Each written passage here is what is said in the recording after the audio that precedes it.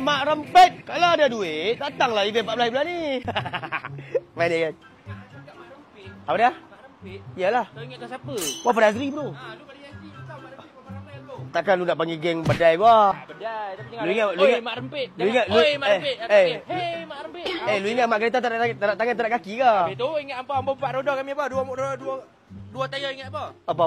Dia cakap macam tu. Dia cakap macam tu. Okey. Okey.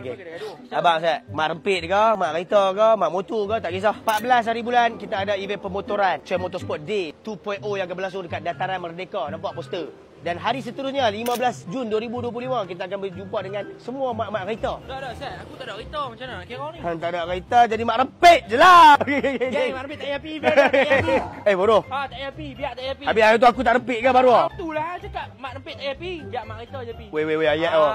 Awak ayat je Tak, sial. sebab hang pi, hang cakap hang Mak Kereta apa hang pi. Tak ada lah bodoh habis tu. Buat motor biar. Habis tu aku buat event motor ni minta apa? Apa, ada mana-mana? Ada mana? Ada fine. Fine, okey. Yang pasti kita hantar masuk homestay.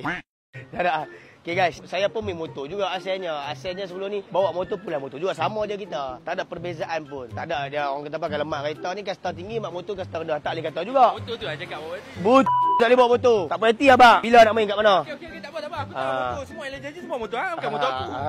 Yang tu mau bintang kat orang. Ini orang ingat semua motor hang. Baru. Okey guys, jumpa apa dekat Dataran Merdeka. Apa rasa meletup tak event kali ni yang akan berlangsung di sana?